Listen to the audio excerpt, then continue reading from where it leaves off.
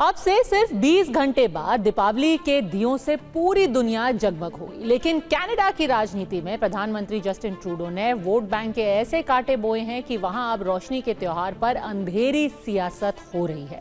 आज ही छोटी दीपावली पर अयोध्या ने 28 लाख दिए जलाकर एक नया विश्व रिकॉर्ड बनाया। लेकिन यहां से ठीक 11,672 किलोमीटर दूर कनाडा के ओटावा में अंधेरा पसरा है। ओटावा के पार्लियामेंट हिल में आज दीपावली का जश्न मनाया जाना था, वो जश्न जो पिछले 23 सालों से जारी था।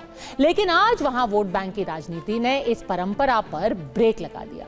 ओटावा की पार्लियामेंट हिल पर हर साल की तरह इस बार भी दीपावली मनाने की तैयारी थी। इस जश्न का आयोजक overseas friends of India Canada और मेजबान कंजर्वेटिव सांसद टॉड डोहर्टी थे। कनाडा में इस दीपावली मिलन के मुख्य मेहमान संसद में नेता विपक्ष पियर पोलिवियर थे, जो कंजर्वेटिव पार्टी से प्रधानमंत्री पद के दावेदार भी हैं। लेकिन पियर पोलिवियर ने अचानक ऐन मौके पर इस साल के दीपावली समारोह को रद्द कर दिया और इसकी कोई वजह भी नहीं बताई। लेकिन विशेषज्ञों का मानना है कि इसकी वजह काफी सीधी हो सकती है। कनाडा में हिंदू समुदाय को आमतौर पर भारत से जोड़कर देखा जाता है। वही भारत जिस पर ट्रूडो सरकार कनाडा के मामले में दखल देने का आरोप लगाती है। कनाडा की राजनीति में यह एक बहुत संवेदनशील मामला है और हिंदुओं के साथ दीपावली मनाने से पोलिवियर को डर है कि उन पर लिबरल पार्टी और मीडिया के लोग भारत का पक्ष लेने का आरोप लगाएंगे, यानी कि उनकी प्रो इंडिया छवि हो जाएगी और कनाडा के मामलों में फॉरेन इंटरफेरेंस को बढ़ावा देने का आरोपों का उन्हें सामना करना पड़ेगा। उनके इस एक्शन में कितना विरोधाभास है देखिए। पिछले साल ही पोलिवियर ने दीपावली समारोह में बढ़ चढ़कर हिस्सा लिया था। कनाडा के नेता विपक्ष ही नहीं बल्कि प्रधानमंत्री जस्टिन ट्रूडो ने भी पिछली बार दीपावली का जश्न मनाया। आज भी दोनों नेताओं के सोशल मीडिया अकाउंट्स पर उस वक्त की तस्वीरें मौजूद हैं। यूट्यूब पर आज भी पियर पोलिवियर का 36 सेकेंड लंबा 2023 का दीपावली का एक वीडियो मैसेज मौजूद है, जिसमें उन्होंने रोशनी के इस त्योहार को बुराई पर अच्छाई की जीत बताया था। लेकिन जस्टिन ट्रूडो ने वोट बैंक का ऐसा जाल बिछाया कि उसमें अब पियर पोलिवियर भी शायद खुद को फंसा हुआ पाते हैं। पोलिवियर के इस कदम से कनाडा में भारतीय मूल के लोग जाहिर सी बात है बेहद नाराज है, निराश है। Overseas friends of India Canada यानी कि OFIC ने इसे लेकर पोलिवियर के नाम एक ओपन लेटर यानी कि चिट्ठी लिखी है। इसमें OFIC के प्रेसिडेंट शिव भास्कर ने कहा कि पार्लियामेंट हिल पर 24वां दीपावली समारोह रद्द कर दिया गया, जो पिछले 23 साल से हिंदू, बौद्ध, जैन और सिख कनाडाई लोगों के लिए एक प्रतिष्ठित कार्यक्रम बन गया था। अफसोस कि इसका कोई स्पष्टीकरण भी नहीं दिया गया। दीपावली एक ऐसा त्योहार है जो कि ना सिर्फ इंडो कनाडाई समुदाय के लिए महत्वपूर्ण है बल्कि उस बहुसांस्कृतिक भावना का भी प्रतीक है जिस पर कनाडा गर्व करता है। इस चिट्ठी में आगे लिखा है कि कनाडा और भारत के मौजूदा राजनयिक रिश्ते की वजह से राजनीतिक नेताओं ने दीपावली समारोह से खुद को दूर कर दिया। इससे हम खुद को ठगा हुआ और अकेला महसूस कर रहे हैं। भारतीय मूल के लोगों ने इसे भेदभाव और नस्लवाद का भी उदाहरण बताया है। इसके लिए नेता विपक्ष से उन्होंने कहा है कि उन्हें माफी मांगनी चाहिए। दीपावली समारोह रद्द करने की तुलना एकता के पल को विभाजन के क्षण में बदलने से की गई है। OFIC ने इस चिट्ठी को सभी 8.5 लाख हिंदू कनाडाई की आवाज बताया है, जो बेहद शिक्षित, समृद्ध और कानून का पालन करने वाले हैं। इस खत के जरिए भारतीय मूल के लोगों ने कनाडाई होने पर गर्व जताया है, साथ ही कनाडा के निर्माण में अपना योगदान भी गिनाया है और आखिर में अपने वोट की ताकत का एहसास भी करा दिया है। सबसे हैरान करने वाली बात है कि आज से महज 2 हफ्ते पहले यही पियर पोलिवियर थे जो दशहरा मना रहे थे। कनाडा के हिंदू सभा मंदिर में बुराई पर अच्छाई का त्योहार मनाकर खुद को खुशकिस्मत बता रहे थे।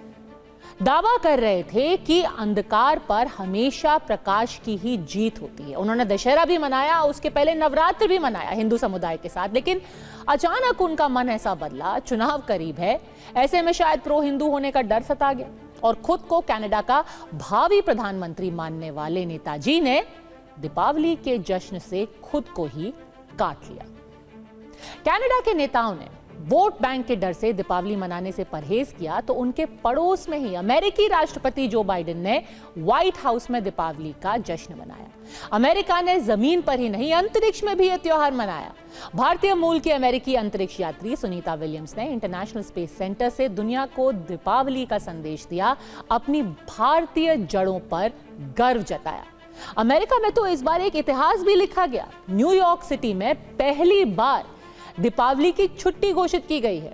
1 नवंबर को न्यूयॉर्क के सारे स्कूल बंद रहेंगे। इस तरह से ऐसा पहली बार होगा जब दीपावली की छुट्टी पर न्यूयॉर्क के 11 लाख बच्चे स्कूल नहीं जाएंगे। तो एक तरफ अमेरिका परिवर्तन और दीपावली की परंपराओं को अपना रहा है, लेकिन कनाडा की राजनीति उनके नेताओं को उल्टी दिशा में चलने के लिए मजबूर कर रही है। अब तक आप ये तो समझ ही गए होंगे कि कनाडा में दीपावली पर हो रही इस राजनीति के पीछे एक मुद्दा है, फॉरेन इंटरफेरेंस, यानी कि विदेशी हस्तक्षेप, जिसका आरोप भारत पर लग रहा है। और इसी साल अक्टूबर में ट्रूडो की सत्ताधारी पार्टी के एक सांसद ने बड़े आक्रामक तरीके से इसी आरोप को दोहराया था, यानी कि भारत पर फॉरेन इंटरफेरेंस का आरोप लगाया था।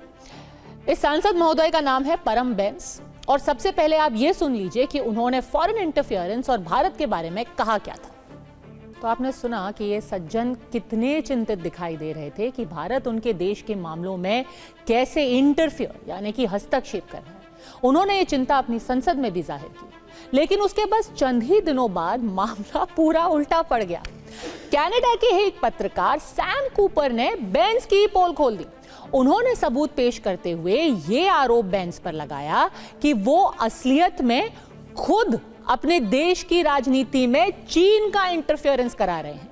वो चीन के साथ एक कोलैबोरेटर हैं, यानी कि वो चीन की मदद करते थे कि कैसे वो कनाडा की राजनीति में हस्तक्षेप करें।